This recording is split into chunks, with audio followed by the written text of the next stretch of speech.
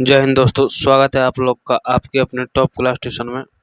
दोस्तों आप लोग देख रहे हैं टॉप क्लास ट्यूशन और जीके जीएस का सेशन है। ये सेशन नंबर 48 है। अगर आप लोगों ने इससे पहले नहीं देखा है तो जो लोग मेरे भाई बहन नए हैं तो इस चैनल पर तो बहुत अच्छे जगह आ चुके हैं आप लोग। दोस्तों हमने आप लोगों के लिए एनसीईआरटी से, लूसेंट से और कई सारे एग्जाम में जो रिपीटेड पीवाईक्यू क्वेश्चन होता है उसको सारे जगह से क्वेश्चन को मिक्स करके लिया है और प्रत्येक सेशन हमारा इसी से रिलेटेड रहता है। और ख़ास बात यह है कि प्रत्येक क्वेश्चन का हम डिस्कशन कराते हैं, सभी ऑप्शन को समझाते हैं। प्रत्येक सेशन 25 क्वेश्चन का होता है।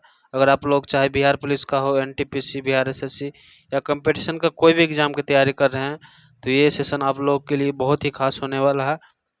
और जो मेरे भाई बहन को फ्री में इस क्लास की पीडीएफ चाहिए तो वो लास्ट तक मेरे साथ बने रहिए, उन सभी को फ्री में पीडीएफ प्रोवाइड करते हैं। ठीक है, तो आई होप आप लोग हमारे साथ लास्ट तक बने रहिएगा।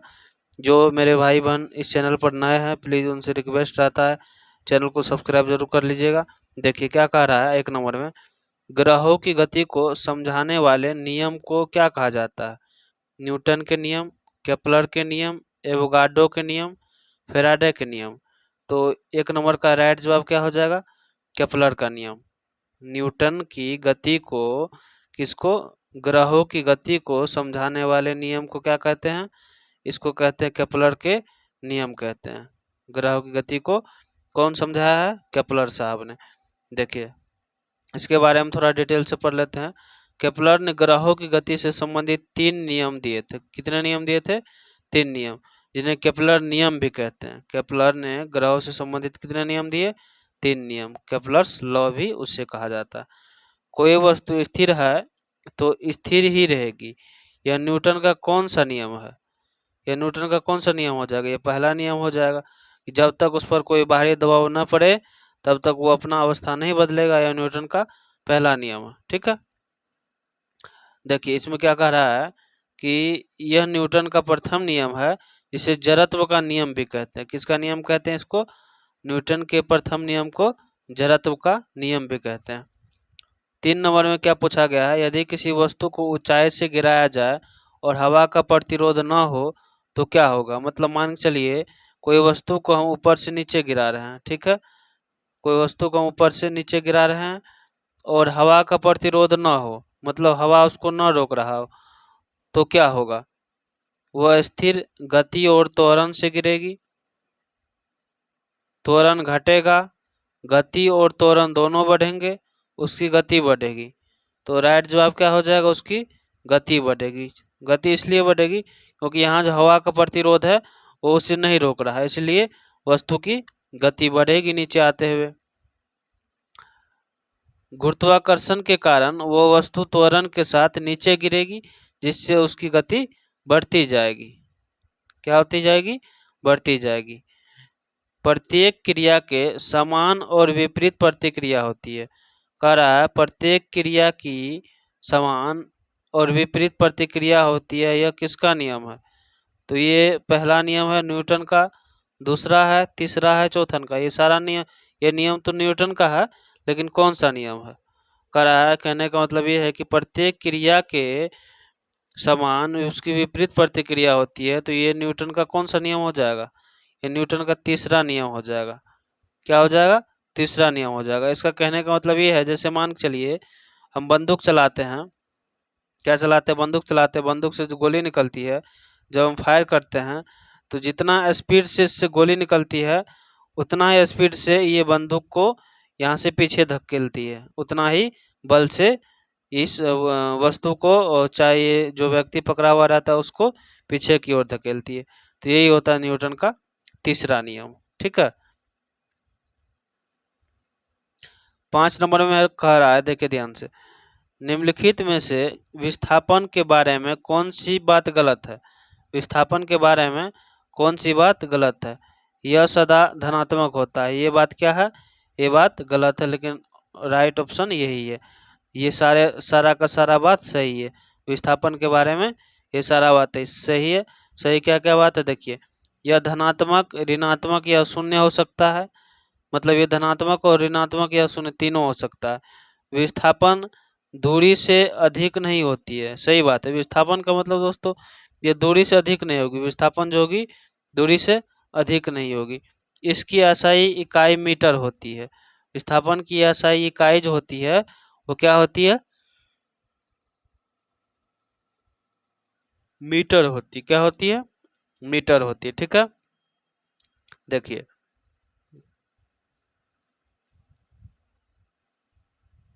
6 नंबर में पूछा गया है, कह रहा है, देखिए ध्यान से, किस भौतिक राशि को सीमेंस में मापा जाता है? किसमें? सीमेंस में मापा जाता है। किस भौतिक राशि को सीमेंस में मापा जाता है? तो विद्युत चालकता को सीमेंस में मापा जाता है। किसको? विद्युत चालकता को सीमेंस में मापा। विद्युत चालकता की SI इकाई सीमेंस होती है। क्या होती है?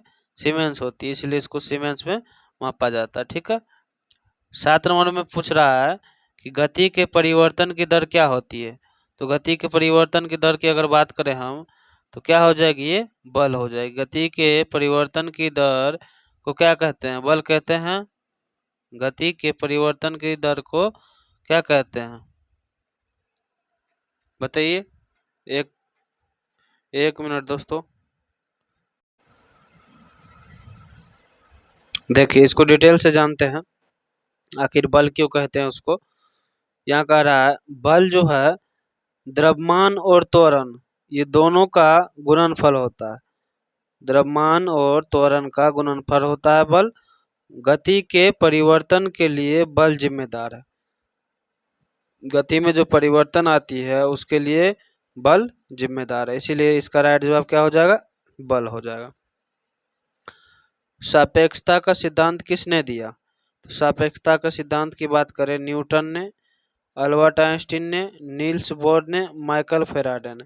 तो सापेक्षता का सिद्धांत जो दिया था वो किसने? अल्बर्ट आइंस्टीन ने दिया था। किसने दिया था? Albert Einstein. अल्बर्ट आइंस्टीन ने विशेष रूप से सामान्य सापेक्षता का सिद्धांत दिया था। ठीक है, 9 नंबर में पूछा गया, देखिए, महासागर की गहराई मापने के लिए किस यंत्र का प्रयोग किया जाता है? तो महासागर की गहराई मापने के लिए किस यंत्र का प्रयोग किया जाता है? वो होता है फेथोमीटर। क्या होता है? फेथोमीटर होता है। महासागर की गहराई को मापने के लिए फेथोमीटर। फेथोमीटर ध्वनि तरंगों द्वारा समुद्र की गहराई को मापता है। किसके द्वारा? ध्वनि के तरंग के द्वारा समुद्र की गहराई को मापता है। वायु की आर्द्रता को मापने किससे मापा जाता है? वायु की आर्द्रता को किससे मापा जाता है? हाइग्रोमीटर से। किससे मापा जाता है? वायु की आर्द्रता को, मतलब वायु में कितना नमी है उसको हाइग्रोमीटर से मापा जाता है।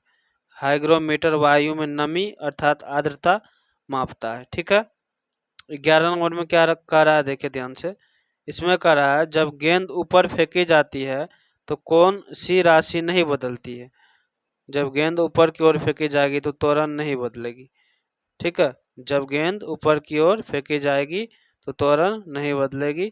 पृथ्वी का गुरुत्वीय त्वरण का मान 9.8 गुना 9.8 मीटर प्रति सेकंड स्क्वायर होता है, जो हमने आज से पिछले क्लास में भी करवाया है और उसमें भी समझाया था। ठीक है, यदि कोई वस्तु एक वृत्तीय मार्ग में चल रही है तो उसकी औसत गति क्या होगी यदि वह 1 सेकेंड में 1 चक्कर पूरा करती है? तो इसका राइट जवाब क्या हो जाएगा? शून्य हो जाएगा। इसका राइट जवाब शून्य। दोस्तों अगर ये सेशन आप लोग को अच्छा लग रहा है, आप लोग मेरे क्लास में नए हैं, तो प्लीज़ रिक्वेस्ट है आप लोग से कि एक सब्सक्राइब और लाइक ज़रूर कर दीजिएगा। औसत वेग बराबर होता है कुल विस्थापन बट्टा कुल समय। ठीक है, तो एक पूरा चक्कर पूरा करने पर वस्तु फिर से अपनी प्रारंभिक स्थिति पर पहुंचती है, इसलिए विस्थापन क्या हो जाएगा? 0। जैसे मान के चलिए यहाँ से वस्तु कोई आदमी चलना शुरू किया, चाहे कोई गाड़ी चलना शुरू किया और फिर यहीं पर घूम करके आ जाएगा, इसका विस्थापन का मान क्या हो जाएगा? शून्य हो जाएगा। और विस्थापन का मान, विस्थापन किसको कहते थे कि जैसे ये है तो यहाँ से यहाँ आए चल के और यहाँ से यहाँ गए चल के, तो ये दूरी हो गया। और हमको यहाँ पहुँच जाना था तो यहाँ से यहाँ जाना था हमको, ए स्थान से कहाँ जाना था हमको? बी पर जाना था। तो पहले आए हम यहाँ पर, ए से सी पर आए, सी से बी पर गए, तो ये दूरी हुआ। हमको जाना है बी पर, तो डायरेक्ट अगर हम जाए तो ए से बी पर भी जा सकते हैं, तो ए से जो बी पर जाएंगे तो कम दूरी लगेगा, तो इसीलिए ये हो जाएगा विस्थापन। यही होता है विस्थापन होता है, मतलब दूरी से विस्थापन क्या होता है, कम होता है। यही बात हमने इससे पिछला वाला क्वेश्चन जो था उसमें समझाया था। तो ये विस्थापन का मान क्या हो जाएगा, 0 हो जाएगा। विस्थापन का मान 0 मतलब औसत वेग भी 0 हो जाएगा। ठीक है। 13 नंबर का क्वेश्चन में कह रहा है, देखिए ध्यान से, जब कोई वस्तु ऊपर की ओर फेंकी जाए तो अधिकतम ऊंचाई पर उसका वेग क्या होगा। सबसे अधिक जो ऊंचाई पर जाएगी तो उसका वेग क्या हो जाएगा, उसका वेग क्या हो जाएगा, 0 होगा, तभी तो वो वहां से फिर नीचे लौट आएगा। जब तक उसका वेग 0 से ऊपर रहेगा तब तक वो ऊपर जाते रहेगा, जैसे ही वो 0 हुआ वहां से फिर लौट आएगा, वो नीचे हो जाएगा। अधिकतम ऊंचाई पर पहुंचने पर वस्तु क्षण भर के लिए रुकती है, यानी उस समय उसकी वेग 0 रहती है, उस समय उसकी वेग 0 रहती है। ठीक है। फिर उसके बाद वो गुरुत्वाकर्षण के कारण नीचे आने लगती है। यदि दो विभिन्न द्रव्यमान वाली स्थिर वस्तुओं पर समान समय के लिए एक ही बल लगाया जाए तो उनमें से कौन सी भौतिक राशि समान होगी। तो उनमें कौन सी भौतिक राशि बल क्या होगी, समान होगी। क्या होगी, समान, बल समान होगी। क्या कह रहा है, देखिए ध्यान से, बल समान है परंतु अलग अलग द्रव्यमानों के कारण त्वरण और वेग अलग अलग होंगे, लेकिन बल समान होगा। क्या होगा, बल समान होगा। हम डिटेल में दोस्तों आप लोग को समझाने की कोशिश करते हैं हर एक क्वेश्चन को, हर एक ऑप्शन को। तो आई होप आप लोग जो नए हैं उनसे रिक्वेस्ट है कि प्लीज़ आप लोग चैनल को सब्सक्राइब जरूर कीजिएगा। ठीक है। और नहीं अगर कीजिएगा तो हमारे साथ लास्ट तक ज़रूर बने रहिए। आप लोग अगर कंपटीशन एग्जाम की तैयारी कर रहे हैं तो ये सेशन बहुत ही अच्छा है। ठीक है। क्योंकि सब्सक्राइब करने में कोई रुपया नहीं लगता है, अगर तब पर भी आप लोग नहीं कर रहे हैं तो कोई दिक्कत नहीं है, पढ़िए। लेकिन आप लोग देखिए, आदर्श द्रव की श्यानता कितनी होती है। तो आदर्श द्रव की श्यानता की अगर बात करें तो वो 0 होती है। कितनी होती है, 0 होती है। आदर्श द्रव की, आदर्श द्रव में कोई आंतरिक घर्षण नहीं होता, इसलिए इसकी श्यानता कितनी होती है, 0 होती है। आदर्श द्रव में निम्नलिखित में कौन सा एक शुद्ध तत्व है, कौन सा एक शुद्ध तत्व है। शुद्ध तत्व कहने का मतलब ये होता है दोस्तों, जैसे मान के चलिए इसका राइट जवाब तो 16 का सी हो जाएगा, शोल्डर। लेकिन शुद्ध तत्व होता क्या है, आइए हम आपको बताते हैं ध्यान से। देखिए, कह रहा है यहाँ कुछ भ्रम की स्थिति है। जैसे शोल्डर वास्तव में मिश्र धातु है, शोल्डर जो है वो मिश्र धातु है, लेकिन शुद्ध तत्व नहीं है। शुद्ध तत्व नहीं है, इसमें ऑप्शन में जो दिया हुआ है, लेकिन वो शुद्ध तत्व नहीं। परंतु यदि यह उत्तर दिया हुआ है तो प्रश्न में गलती हो सकती है, ये प्रश्न गलत है। अर्थात शुद्ध तत्व वह पदार्थ जो केवल एक ही प्रकार के परमाणुओं से बना हो, जैसे FeCuO2 आदि। सोल्डर क्या क्या होता है, इसमें टिन होता है और शीशा होता है, ये मिश्र धातु हो गया, मतलब शुद्ध धातु शुद्ध तत्व नहीं हुआ। अर्थात आपको ऑप्शन नंबर सी जो है ये गलत हो जाएगा, ये बात गलत है। ठीक है। तो इसका राइट जवाब आप लोगों को बताना है कमेंट बॉक्स में, क्या हो जाएगा। आप लोग कमेंट बॉक्स में इसका राइट जवाब दीजिएगा। ठीक है। दोस्तों हम क्रॉस वेरीफाई करते हैं प्रत्येक क्वेश्चन को, अगर हमसे छूट भी जाता है तो दोबारा यहाँ पर आते हैं तो देखिए अभी पकड़ा गया ना। ठीक है। इसीलिए ये चैनल जाना जाता है कि आप लोग से चाहे हमसे कोई भी मिस ना हो। ठीक है। आप लोग इस चैनल पर बने रहिए और देखिए, कह रहा है सोल्डर की रासायनिक नाम क्या है। सोल्डर का रासायनिक नाम क्या है, बेकिंग सोडा। क्या नाम है, बेकिंग सोडा रासायनिक नाम। सोडियम बाइकार्बोनेट जिसका सूत्र क्या होता है, संकेत NaHCO3 को बेकिंग सोडा भी कहा जाता है। 18 का पूछा गया है, परमाणु संख्या किससे निर्धारित होती है। तो परमाणु संख्या की अगर बात करें तो किससे निर्धारित होती है, आप लोग को पता होगा ये चीज। वो निर्धारित होती है प्रोटॉन की संख्या, मतलब P बराबर P, प्रोटॉन की संख्या बराबर परमाणु की संख्या होती है। ये बात आप लोग को याद रखना ध्यान में। ठीक है। परमाणु की संख्या अर्थात प्रोटॉन की संख्या होती है, परमाणु संख्या बराबर प्रोटॉन की संख्या। न्यूट्रॉन की संख्या जोड़ने पर द्रव्यमान प्राप्त होता है। न्यूट्रॉन की संख्या का अगर जोड़ देंगे तो क्या हो जाएगा, द्रव्यमान प्राप्त हो जाएगा। निम्नलिखित में से सूर्य में हो रही ऊर्जा उत्पादन की प्रक्रिया कौन सी होती है?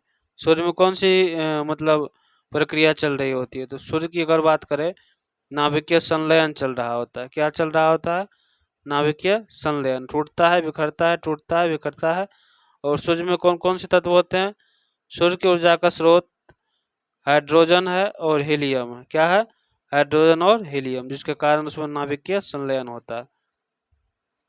ठोस पदार्थ की निम्न में से कौन सी विशेषता नहीं है? ठोस पदार्थ की निम्न में से कौन सी विशेषता नहीं होती? ये उच्च संपीड्यता वाले पदार्थ नहीं होते हैं। ठीक है, ठोस पदार्थ। आई होप आप लोग को अच्छा से समझ में आ रहा होगा। ठीक है, तो ये देखिए अगला नंबर चलते हैं 21 नंबर का क्वेश्चन में। इसमें क्या कह रहा है, परमाणु के नाभिक में कौन कौन से कण होते हैं? परमाणु के नाभिक में जो होते हैं जी, जैसे मान के चलिए ये परमाणु हो गया, तो इसके नाभिक में कौन कौन से? इसके नाभिक में प्रोटॉन होते हैं और न्यूट्रॉन होते हैं। इलेक्ट्रॉन क्या होते हैं? चक्कर काटते रहते हैं। तो प्रोटॉन और न्यूट्रॉन ऑप्शन नंबर किस में है? बी में है।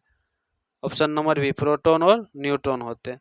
अच्छा दोस्तों, आप लोग को ये बताना है प्रोटॉन पर कौन सा चार्ज होता है और इलेक्ट्रॉन पर कौन सा चार्ज होता है और न्यूट्रॉन पर कौन सा चार्ज होता है। आप लोग को बता दें, प्रोटॉन पर प्लस चार्ज आवेश होता है, इलेक्ट्रॉन पर माइनस होता है और न्यूट्रॉन पर कुछ नहीं होता, ये उदासीन होता है। क्या होता है? न्यूट्रॉन ये उदासीन होता है। ठीक है,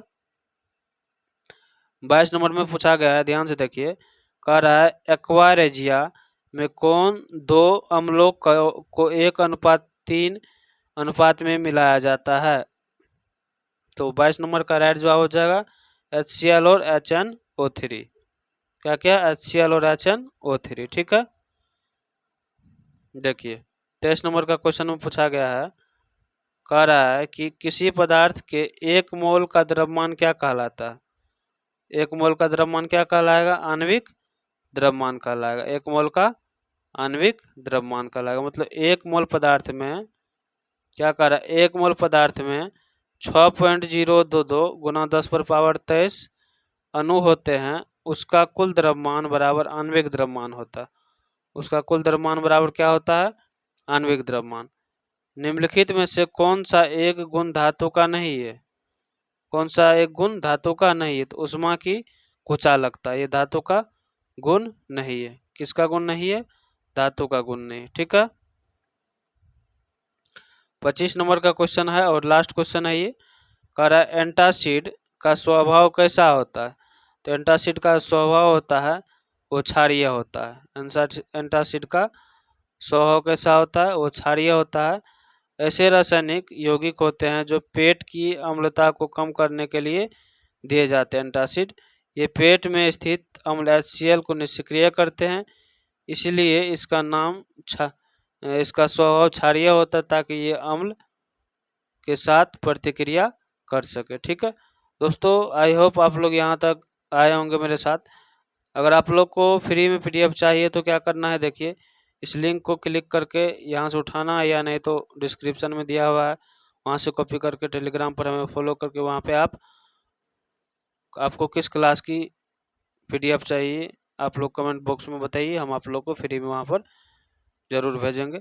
ठीक है, और मिलते हैं फिर अगले क्लास में। नेक्स्ट क्लास आप लोगों का फिर कल सुबह 8:30 बजे के लमसम आप लोग के बीच आएंगे। ठीक है, तो आप लोग तब तक इस क्लास की तैयारी कीजिए। आप लोग अपने नेक्स्ट बैच की इंतज़ार कीजिए। ठीक है, लेकर आ रहे हैं फिर नए सेशन, नए क्वेश्चन के साथ, नए जोश और जुनून के साथ।